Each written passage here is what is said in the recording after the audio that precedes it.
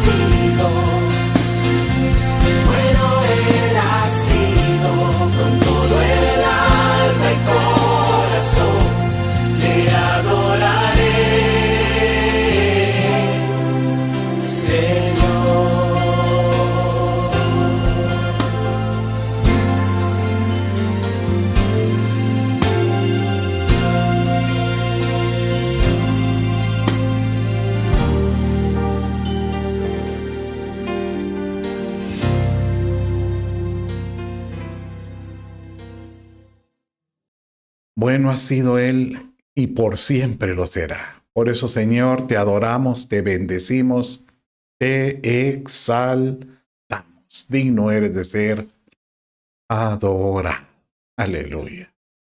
Bueno, después de esta hermosa alabanza de adoración, vamos a empezar con el tema de discipulado que, bueno, vamos a continuar, que iniciamos la semana pasada. La semana pasada estuvimos viendo el tema, lo nombramos herencias generacionales. Y el fin, pues, de este tema es poder explicar que así como nosotros heredamos a nuestros hijos, pues características físicas tan lindos, ¿verdad? Yo disfruto porque agarro a mi nieta y le digo, ¿qué tienes de tu abuelo? Y así esperamos que nuestra descendencia tenga características nuevas, nuestras. Entonces, la semana pasada estuvimos viendo que obviamente esto se puede trasladar en generaciones. Y el problema de esto es que así como podemos heredar lo bueno, también podemos heredar cosas malas. Y la semana pasada estuvimos viendo aspectos como heredar, por ejemplo, maldiciones, abrir puertas de maldiciones. Bueno, usted dirá, ¿y eso aparece en la escritura? Sí, estuvimos viendo la semana pasada en el Éxodo capítulo 34, sí, verso 7. De esta manera el tema. Ahí donde estás lo vamos a volver a leer y estamos repasando la introducción de lo que hemos estado viendo. Entonces el Señor viene y advierte al pueblo de Israel de alejarse de la idolatría, porque Él es un Dios celoso. Y les dice, no los adorarás ni los servirás, porque yo, el Señor tu Dios, soy Dios celoso, que castigo la iniquidad de los padres sobre los hijos, sobre la tercera, la cuarta generación de los que me aborrecen. Bueno, entonces da la figura que obviamente el padre no es que anhele o desee el mal, sino que acá hay algunos que como que se alejan, hay algunos que dejan de buscarlo como él anhela y obviamente abren puertas. Y esas puertas pues pueden ser de perniciosas. Aunque vimos la semana pasada, inclusive, eso fue la introducción, que si algo le anhela el Padre es bendecirnos. Repite ahí conmigo donde estás. Dios le agrada bendecirme. Por supuesto, a Dios le agrada bendecirte. Y es algo que Él le da placer. Tanto es así que Él dijo que aquel que le busca, pues va a recibir esa bendición. Pero el que no, va a trasladar a sus generaciones cosas nefastas. Y física, y bueno, llamémosle no, científicamente, a esto se le llama epigenética. Cuando el ADN, que es nuestra identidad, se transmite de padres a hijos, que hace ver quién somos. Las vivencias de nuestros antepasados influyen a nuestra cultura y en la forma en que percibimos la vida. Por eso el autor de Lamentaciones, Jeremías, decía en 5:7, nuestros padres pecaron y ya no existen, y nosotros cargamos con sus iniquidades. Y hicimos referencia acerca de lo que era el espíritu inicuo y cómo es que esta es una transgresión de lo que Dios hace. Pero aquellos que andan buscando la voluntad de Dios, que andan buscando, llamémosle, el propósito de Dios en su vida, realmente ellos van a ser benditos. Y cuando el Padre dice, aquel que me busca, el que me reconoce, dice Deuteronomio 7:9, el que reconoce que el Señor tu Dios es Dios, el Dios fiel, que guarda su pacto y su misericordia. Mire, dice, guarda su pacto y su misericordia hasta 1000. ¿Cuántas? Hasta 1000 generaciones. Con aquellos que le aman y guardan sus mandamientos. Tú puedes decir conmigo, enséñame a guardar tus mandamientos, oh Dios. Muéstrame. ¿Para qué? ¿Para qué? Para que yo pueda trasladar a mis generaciones puertas de bendición. Pero si hay posibilidad que yo, si no, pues buscando a Dios y después le doy la espalda y hago cosas en contra de Él, eso se llama pecado. Y el que anda en pecado puede abrir puertas. Por eso es que Deuteronomio 21:16 dice, los padres no morirán por sus hijos, ni los hijos morirán por sus padres, pero cada uno morirá por su propio pecado. O sea que, si bien es cierto que obviamente yo no voy a heredar porque mis padres pecaron y voy a tener que, pues, pagar por el pecado de ellos, pero en algunos casos se crean derechos y eso es lo que platicamos la semana pasada acerca de cómo es que si yo vengo y conociendo a Dios, arrepintiéndome, teniendo a Cristo en el corazón, vuelvo a pecar, vuelvo a abrir una puerta de iniquidad, le doy derecho al diablo y a sus potestades para que puedan visitar y puedan ¿qué? Trasladar lazo. Y ellos, eso es lo que se llama como que si ellos tuvieran un derecho sobre esa generación. Pero yo te pregunto, uno pues conoce la vida de sus papás o inclusive los abuelos, pero de los bisabuelos, tal vez desconocemos cosas y no sabemos qué pudieron haber hecho ellos. Y el problema es que si algún bisabuelo abrió una puerta, esto nos puede visitar. Oramente en Cristo nosotros ya rompimos eso. Parte de lo que vamos a ver. Pero si yo vuelvo a pecar, yo puedo abrir esa puerta. Hoy vamos a ver ejemplos bíblicos de cómo opera esto. Hoy vamos a estar viendo casos, casos y cosas en la Biblia. Y con esto vamos a poder comprender, entender cómo es que estas líneas de iniquidad o llamémosle líneas ancestrales o herencias generacionales le pueden llegar a uno. Bueno, con esta introducción vamos ahora pues a disfrutar este discipulado y vamos a ver la vida de varias generaciones y cómo es que esto influenció a las generaciones de sus descendientes.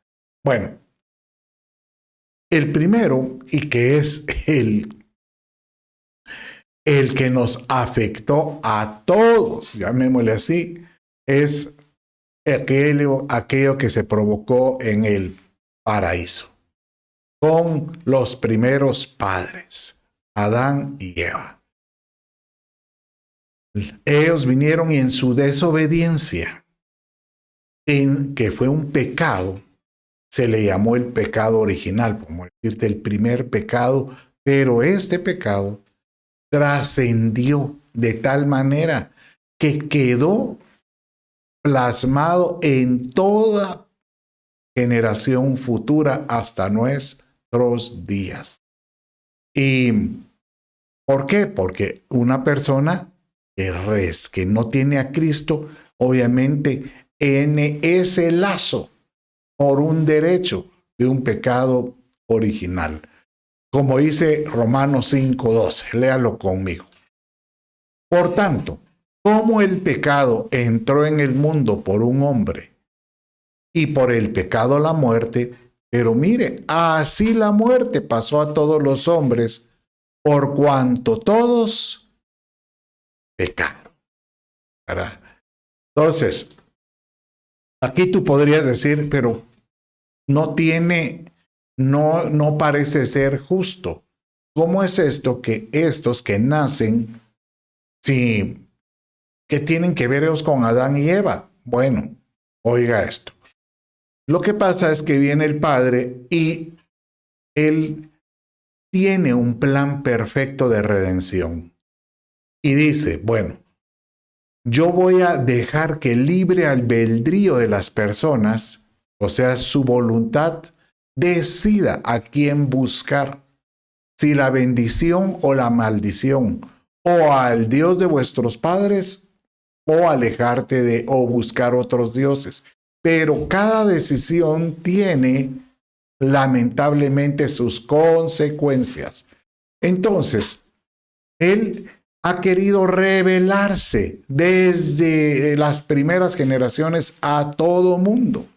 Y la forma que él dice es que yo estoy presente, pero hay algunos que su conducta, sus hábitos, su educación, su formación, prácticamente no le permitieron conocerme. Y lamentablemente algunos terminaron haciendo malas cosas que iban en contra de los propósitos del Padre.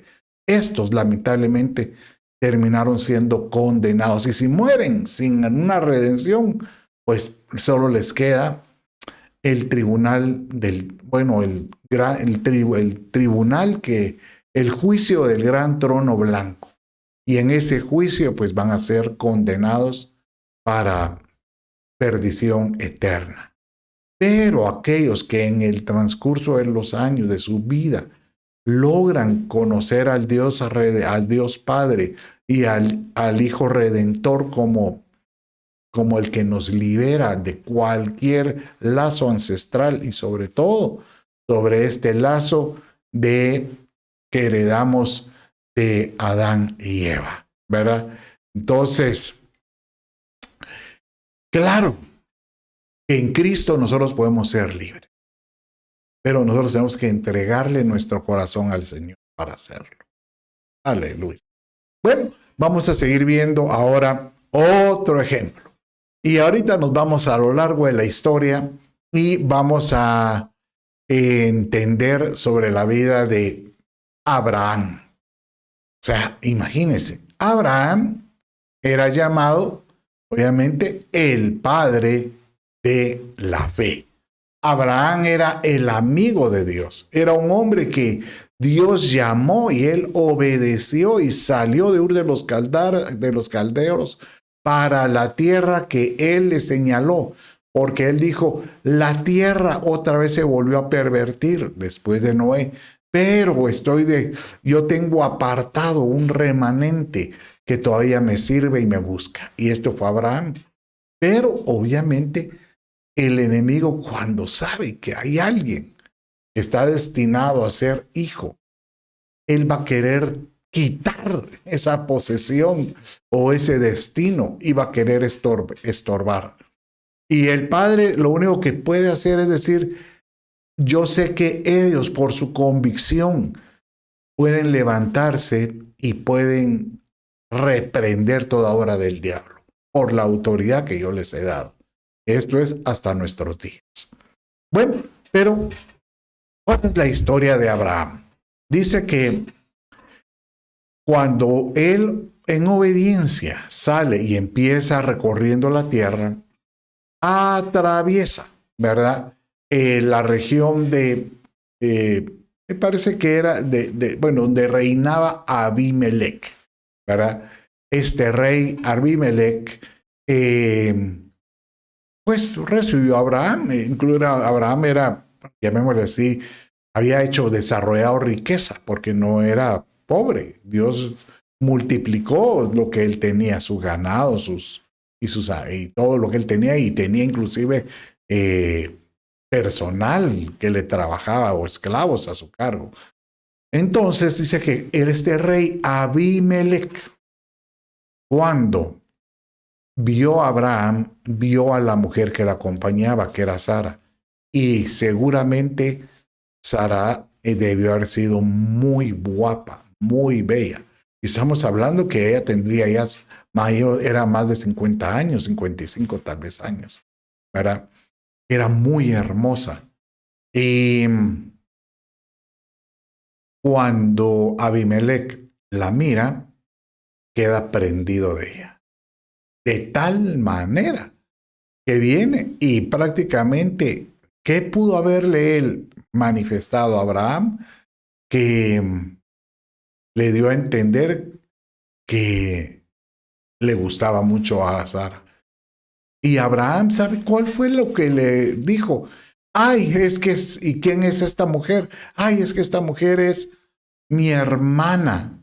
Obviamente, aunque usted no lo crea, él estaba casado con su prima.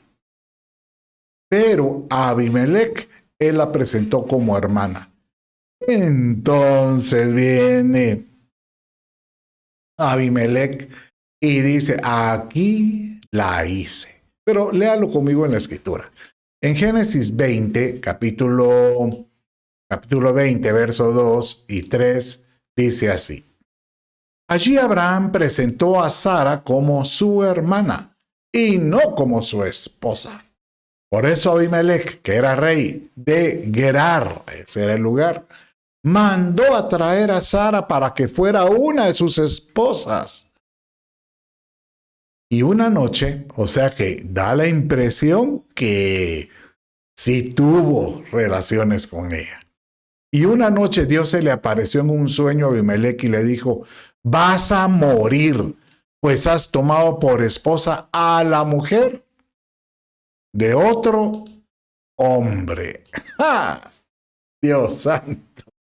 Mire, dice, esto usted lo puede leer en su casa, pero dice la lectura bíblica, que a Abimelech le temblaron las canías, las piernas, decimos en canías en Guatemala, ¿verdad? Pero en otros lugares las piernas, también las rodillas, porque él dijo, Dios mío, voy a morir.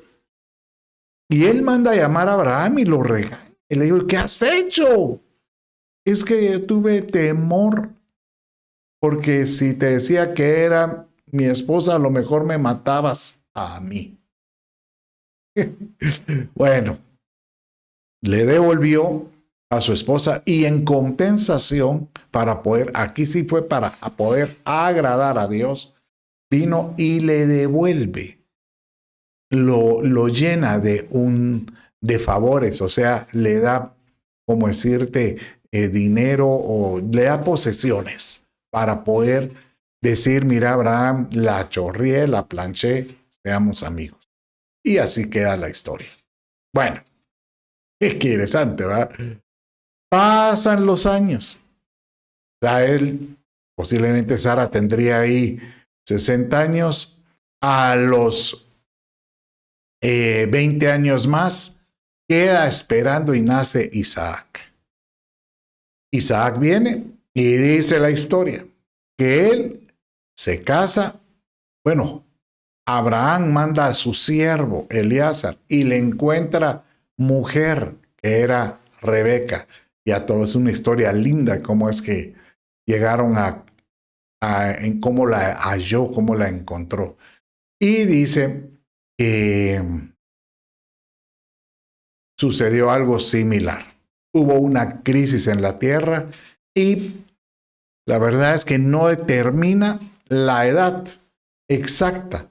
Pero me imagino que tendría unos sus 40 años, Isaac, o sea que ya habrían pasado 80 años. Y uno diría, ¿y puches, ¿y qué pasó?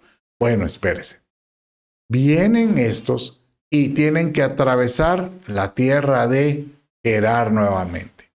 Y cuando atraviesan la tierra de Gerar, Isaac se da cuenta que todo el mundo se le queda viendo a su esposa. ¡Ey, guapa! ¡Ey, cuñado! ¿Por qué? ¿Por qué cuñado? Porque este viene y le dice a los con los que iba, cuando él se dio cuenta de esto, es mi hermana, es mi hermana. Lo mismo que hizo su tata. Mire, cualquiera diría, no, esa es una coincidencia. Yo veo como que hay esos espíritus que andan rondando toda la tierra y tratan de que ese temor que hubo en Isaac, en Abraham, también imperó en Isaac. Un temor a perder la vida, ¿verdad? Y dice que, mire, léalo conmigo.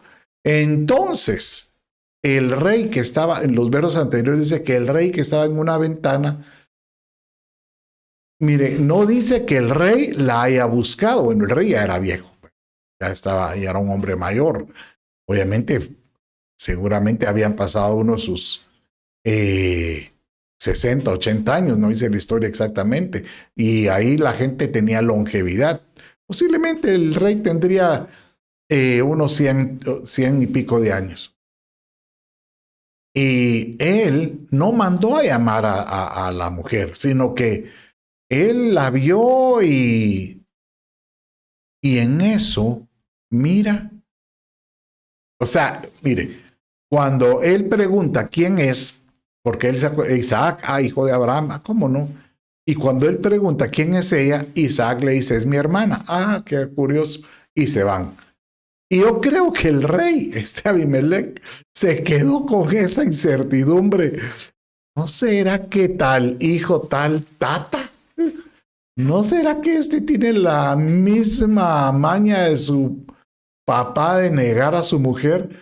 Y desde el balcón dice que los observa haciéndose cariños como de maridos, seguramente un beso o alguna caricia muy especial.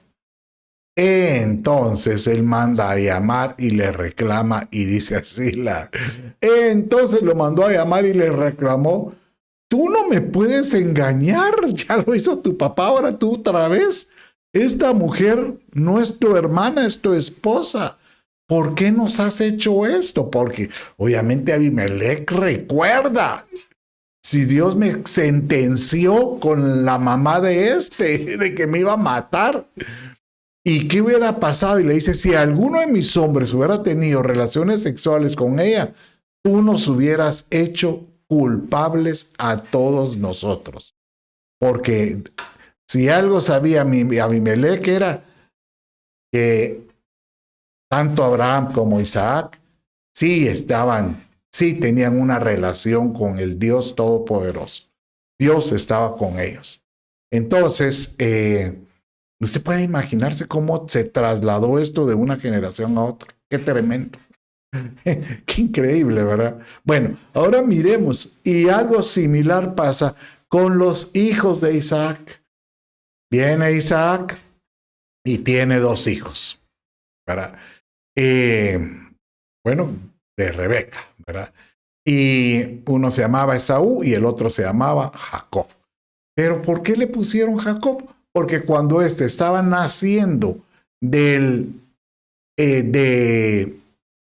talón, o sea, estaba naciendo, nace tomado la mano del bebito del talón de su hermano. Y cuando lo sacan, salen los dos, como que dice, yo te quiero quitar el lugar que me corresponde.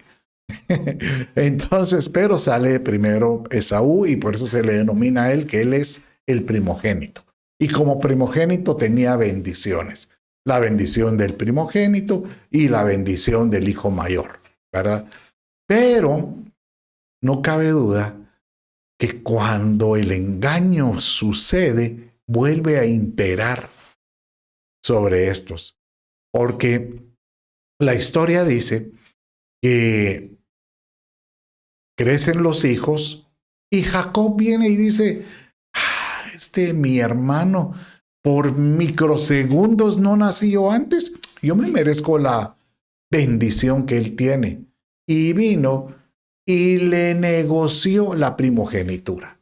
Y el hermano, como dijo, bueno, tal, yo soy el primero, eso nadie lo mueve, y la cambió por un plato de lentejas, o llamémosle un consomé de lentejas. Qué tremendo, ¿verdad? Porque también Esaú menospreció algo tan valioso. Posteriormente dice que cuando era el tiempo de que el padre iba a otorgar la bendición del hijo mayor, la madre lo oyó y lo que hizo fue disfrazó a Jacob como que si fuera Esaú. O sea que en otras palabras, la madre se confabuló para engañar a su esposo Isaac, porque también Jacob era su preferido y Esaú era el preferido de su padre Isaac.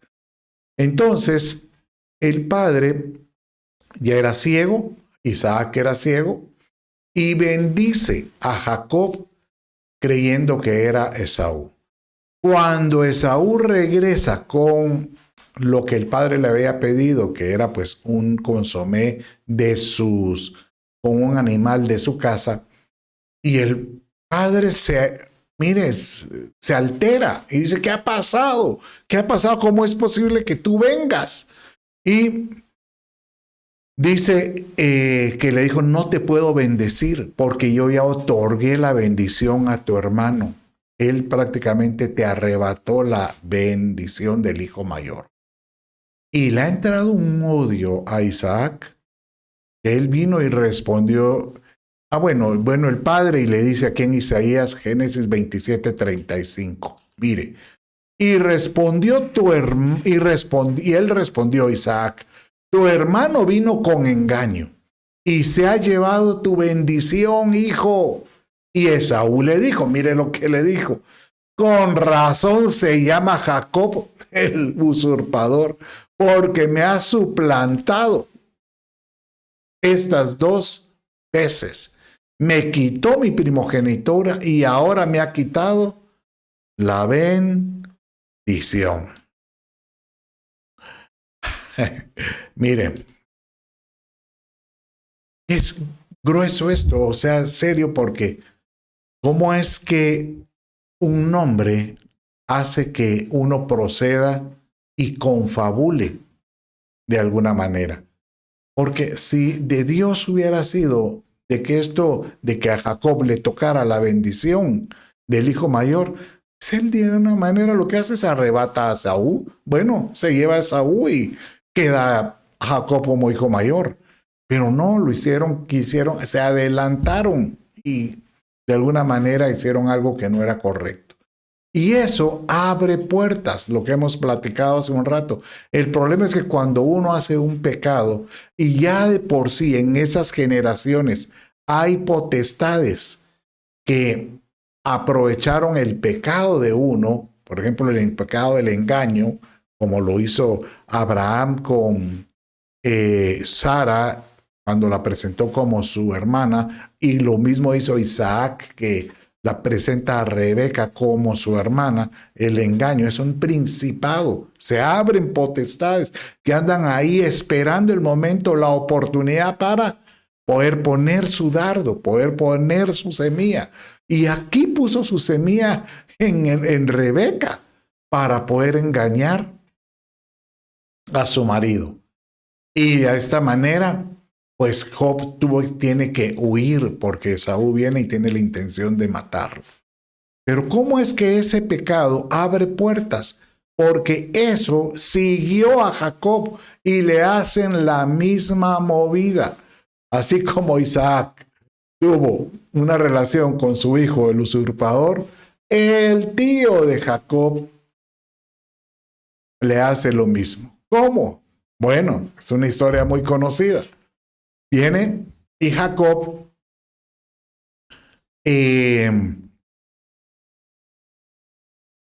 se enamora de la segunda hija de Labán, que era Raquel, cuando él llega. Se enamora perdidamente. Y cuando él le dice, dámela por esposa, Labán le dice, claro, tienes que trabajar 7 años, porque esa es la costumbre en esta época, en esta tierra. Bueno, y él trabajó 7 años sin sueldo para que éste le diera a la esposa. Y la sorpresa es que en la luna de miel, como era oscuro y con manta, que si Labán le entrega a Lea. Y eso es lo que dice Génesis 29:25, dice, cuando fue de mañana, he aquí que era Lea. Y no Lea la fea, sino que dice que Lea era de ojos turnios, o sea, era de ojos enfermos, era. Pues puede ser que hayan sido turnios. Y Jacob dijo a Labán, ¿qué es esto que me has hecho? No fue Raquel por la que serví, ¿Por qué me has engañado?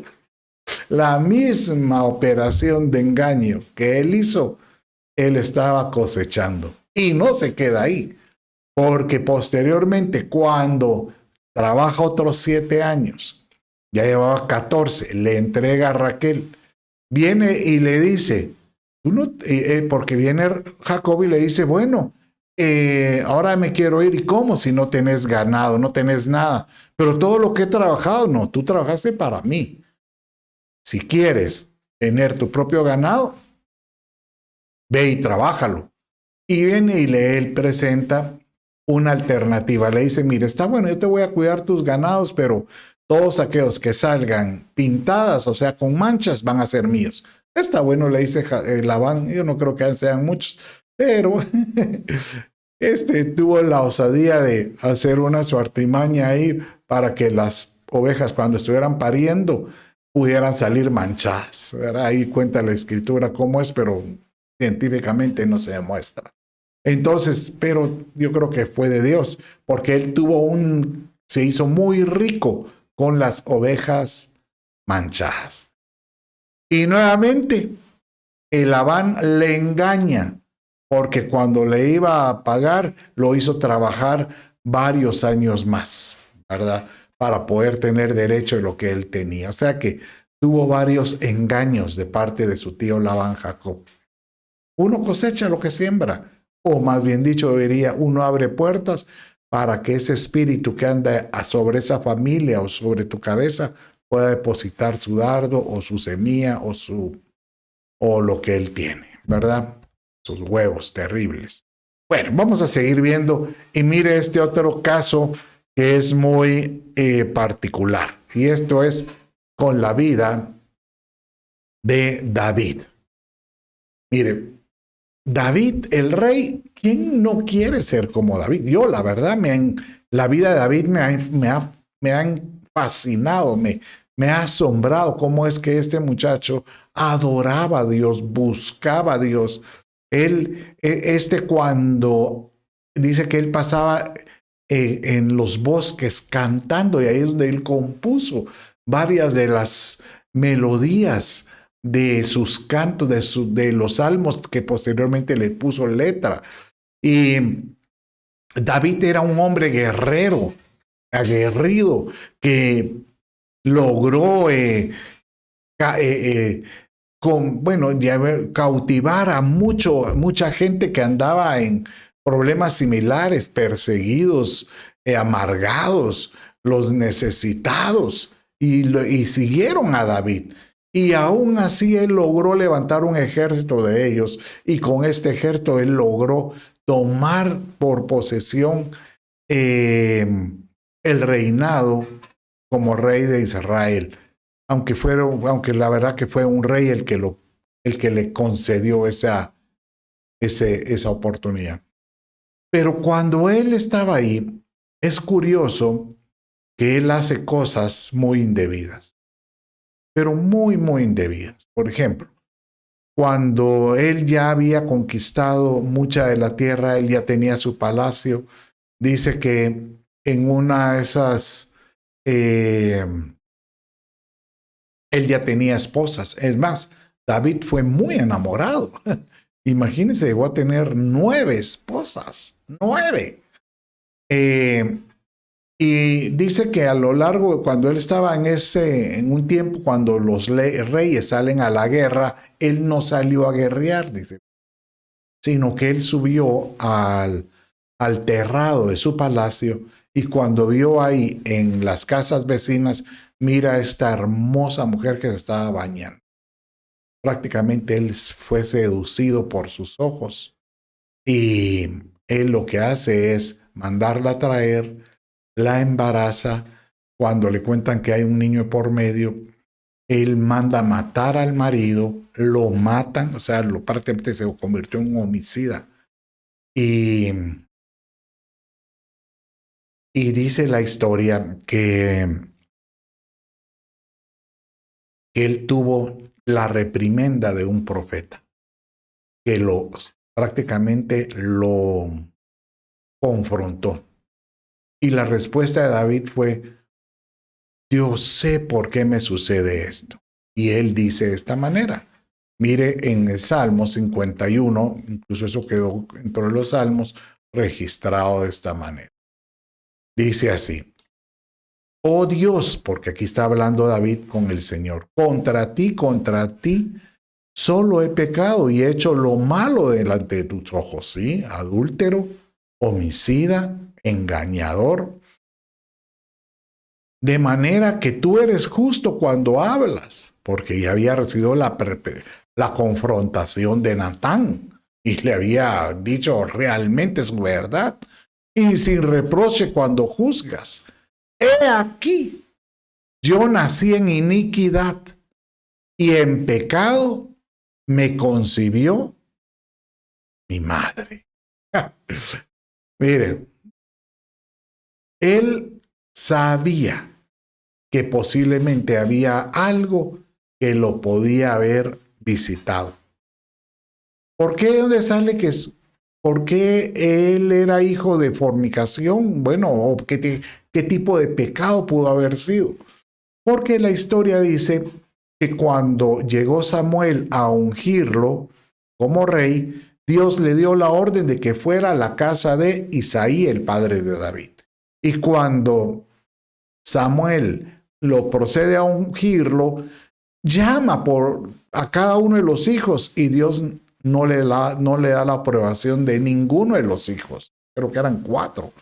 Y de repente viene Samuel y dice, no te queda otro hijo. Y se quedan viendo entre todos solo que sea el hijo de fornicación, o sea, el hijo de la querida. Y a este, pues como no es verdad, no es hermano de carne, lo tenemos pues cuidando las ovejas, pues mándenlo a llamar David. Y cuando él llega, ya lo ungen y todos extrañados, ¿cómo así que un hijo de fornicación puede hacer esto? Entonces David reconoce que hay algo que hay encima de él y que esto, si no se cierra, va a seguir visitando sus generaciones. Y efectivamente, visita a uno de sus hijos. Pero mire cómo fue, porque usted dice, porque alguno me estará preguntando, pastor, ¿de dónde me saca usted que hay un espíritu que pueda visitar o que pueda estar ahí buscando algún derecho? Porque Natán, cuando llegó a confrontar a David, eso fue lo que él le dijo. Mire cómo dice 2 Samuel capítulo 12, verso 4. Dice así. Mire esto. Natán le dijo, vino un viajero al hombre rico. Él estaba hablando él empezó a hablar como de una parábola, porque se llegó a David diciéndole, fíjate que te quiero contar una situación que está pasando en tu reino. No lo quiso acusar, sino que sencillamente le dijo, sucede esto. Vino un viajero al hombre rico. El hombre rico es David. Y este no quiso tomar de sus ovejas ni de sus vacas para preparar comida para el caminante, o sea, para este que él lo visitó, que había venido a él, sino que tomó de la corderita de aquel hombre pobre, o sea, tomó a Betsabé de su vecino, que era un guerrero, incluso era un oficial que peleaba por David, y la preparó para el hombre que había venido para él. Entonces, la historia dice que cuando David oyó ese relato, él dijo, y eso pasó en mi reinado. ¿Vieras que eso pasó en tu reinado? ¿Quién es ese hombre rico? Porque si yo soy el rey, tengo autoridad sobre él. Y ahorita, se va a ver conmigo. Hombre ladrón, hombre que se enriquece de los pobres. Esos son de los tipos que no deberían de estar en este reinado. No nos identificamos en nuestro gobierno, diríamos. Y en eso viene Natán y le dice, ese hombre rico eres tú. Dios sabe el pecado que hiciste y no te puedes ocultar, no lo puedes negar porque Él ya sabe. Y David se va de espaldas y él dice que él viene y se arrepiente de corazón. Porque su mujer que estaba embarazada, bueno, no su mujer, la mujer que había tomado Betsabé, que estaba embarazada, aborta, bueno, dio a luz prematuramente y él viene y empieza a arrepentirse de corazón y me imagino que después él escribe el salmo que leímos hace un rato. Pero ¿cómo es eso? Que hay derechos. Nosotros, por nuestros actos, podemos abrirle la puerta a estos que andan rondando, a estos viajeros, a estos visitantes. Este es lo que Dios le dijo al diablo cuando vio a Jacob, cuando estaba acerca de Jacob. Dice que Dios estaba en su trono, estaba ahí arriba con sus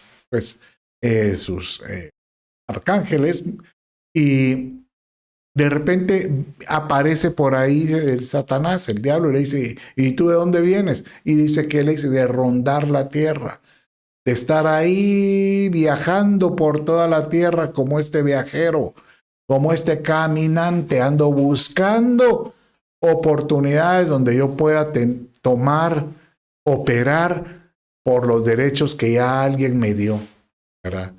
Qué tremendo, ¿verdad?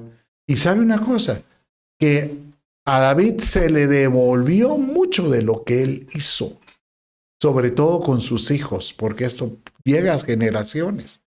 Dice que, aunque lo curioso es que uno dice, si David había roto, se había arrepentido, seguramente que Dios vino y dijo, bloquea, o sea, él viene y dice, blinda a sus hijos. Pero el problema es que los hijos pueden tener hábitos, conductas que empiezan a hacer conducta que no es la correcta. Y eso fue lo que pasó. Absalón viene y se rebela contra su papá. Se rebela porque un hermano había violado a su hermana de carne y su hermanastro, pues. Y él vino y mató inclusive a su hermanastro. Y se rebela contra el padre y dice, ahorita mejor le voy a quitar el reinado a mi papá. Y dice que él llega al palacio y con el consejo de uno de los bueno, no era, yo me imagino que era una persona, un consejero del rey, hace una aberración terrible. Y el consejo fue mire cómo dice la escritura en 2 de Samuel 16, 22, 23. Levantaron pues para Absalón una tienda en el terreno y Absalón se llegó a las concubinas de su padre a la vista de todo Israel. ¿Y quién le dio el consejo? Ahitofel. Porque la voz de este consejero Ahitofel, consejo divino, diremos, que el consejo de Ahitofel daban aquellos días era como que si uno consultara la palabra de Dios. O sea que hay cosas que el hombre le parece que es correcto, pero su fin es muerte. Así lo dice el proverbio. Hay camino que al hombre le parece derecho, pero su fin es muerte. ¡Qué terrible! ¡Qué terrible! O sea, realmente cuando uno mira esto, uno puede decir, ¿cómo es eso que visita generaciones con generaciones? Y mire, todavía no se queda aquí. Dice que posteriormente esa entidad de lascivia porque imagínense que David tuvo 9 mujeres y dice que las concubinas con las que se allegó Absalón eran 10. O sea que él tenía 19 consortes a su disposición. Y dice que Salomón heredó esto de su papá, porque él llegó a tener, mire como dice Primera Reyes, capítulo 11, 3 y 4. Y tuvo 700 mujeres. Y eran princesas y 300 concubinas. Como diría, tú no me vas a ganar, papá. Pero el problema es que esta desviación o esta conducta desviaron su corazón. Pues sucedió que cuando Salomón era viejo, sus mujeres desviaron su corazón tras otros dioses, y su corazón no estuvo dedicado por entero al Señor, su Dios. Qué grueso. Imagínense 700 mujeres esposas y 300 concubinas, 1000 consortes. Si con una la eran. No, yo amo a mi esposa como no tienen idea, y la verdad que me gusta escuchar su consejo.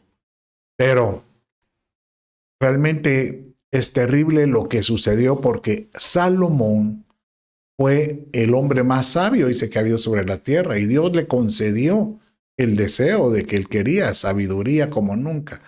Y con esa sabiduría, él dice que él abrió puertas donde espíritus demoníacos empezaron a tomar su lugar en ese reinado.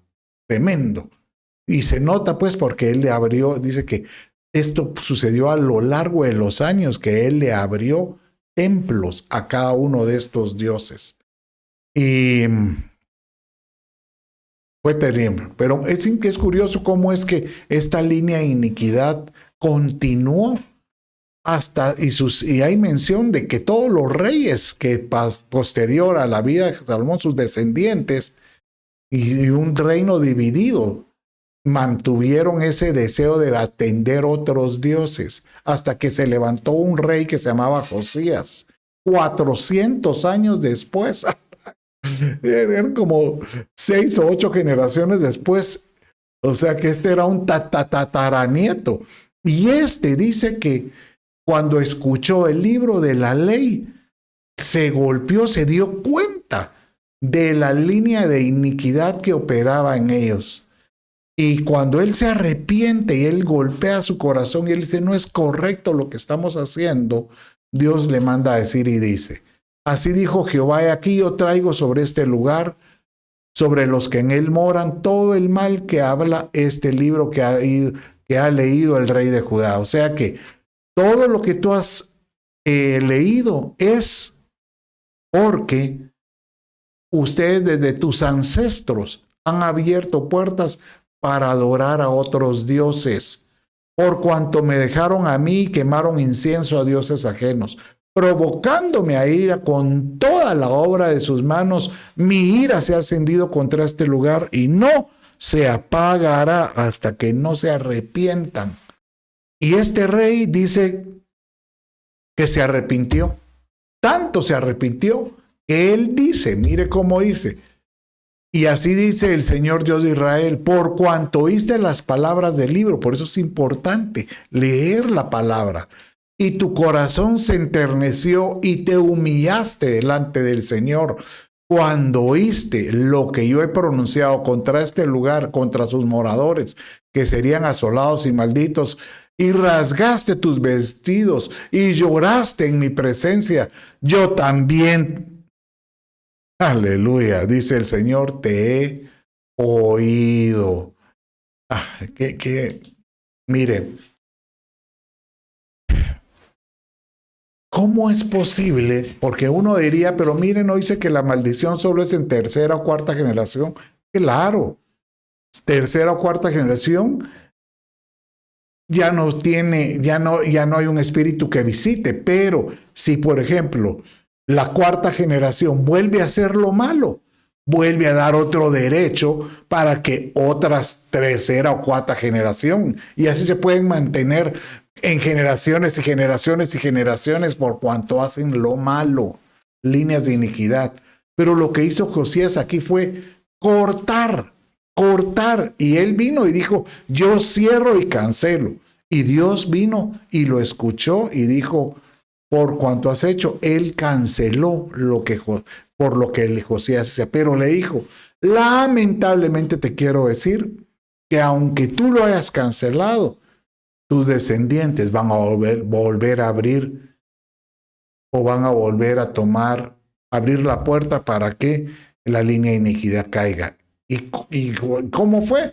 Porque el mismo Dios se lo dijo, Él se lo advirtió y se lo dijo.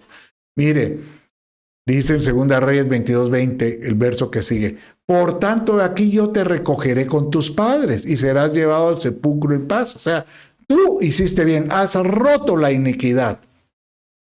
Pero lamentablemente, tus ojos no van a ver los ojos el mal que yo traigo sobre este lugar, porque tu descendencia van a volver a abrir esas puertas. Y dicho y hecho, dice que el hijo de Josías volvió a hacer lo malo. Pero si él vio la bendición de su papá, pero él volvió, o sea, tal sería la influencia que había.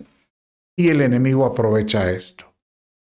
Bueno, y el cierre de este discipulado de hoy es que la memoria del justo será bendito, porque lo que hizo Josías todavía es recordado hasta estas fechas cuando se habla de él de esta manera. Mire cómo dice: y antes de él, de Josías, no hubo rey como él que se volviera al Señor con todo su corazón. O sea que este fue mejor inclusive que David, con toda su alma y con todas sus fuerzas, conforme a toda la ley de Moisés. Ni otro como él se levantó después de él. O sea que este fue mejor que todos los reyes que se levantaron en el futuro. Señor, que yo pueda ser como Josías. ¿Sabes qué hizo Josías? Josías, cuando él vio el libro, leyó los libros de la ley, vio que llevaban una línea de iniquidad, de adoración de otros dioses, y que eso Dios lo aborreció y Dios lo sentenció, que él iba a darles la espalda. Él dijo no. Y él vino y se propuso, y él, miren, no hubo un rey como él que quitara ídolos, sacerdotes, creencias. Él volvió a establecer, es más, dice que Josías volvió a establecer la fiesta de la Pascua, que se había perdido incluso desde antes de David. O sea que el último que la hizo fue Samuel. De ahí no se volvió a hacer. 400 años que no tenían la Pascua, que era un recordatorio de cómo es que Dios los había liberado y los había salvado. Señor amado, que podamos ser como Josías, que podamos tener un encuentro contigo y un entendimiento de que tú lo que quieres es librarnos de toda puerta de iniquidad y todo tipo de vestigio de mal que pueda haber en nuestra vida. Yo quiero orar hoy por ti. Ahí donde estás, quiero que cierres tus ojos y en este momento tú le pidas a Dios que despierte en ti un espíritu, un deseo de buscarlo como el de Josías. ¿Qué hizo Josías? Dice que lo buscó en su palabra. ¿Qué hizo Josías? Dice que lo buscó en adoración. ¿Qué hizo Josías? Volvió a establecer las fiestas, en el sentido de que volvió a establecer yo diría que el rito del santuario. ¿Cómo lo podemos adaptar ahora? Señor, que yo te pueda buscar en tu santuario, puedo ir a mi iglesia, pueda ir a adorarte, pueda presentarte ofrenda, pueda ser alguien que te saque una sonrisa a ti. Ahí donde estás, cierra tus ojos, Padre, en el nombre de Jesús. Yo bendigo, Señor, a mi hermano, bendigo su familia y bendigo, Padre mío, todo lo que él emprenda. Y desde ya, Señor, yo lo declaro libre de cualquier principado, potestad que pueda querer quitar o estorbar la vida de él. Te bendigo en el nombre de Jesús, tu Hijo. Amén, amén y amén. Bueno, mis hermanos, con esto terminamos. Dios te bendiga y no faltes, porque la semana entrante terminamos. Abrazos.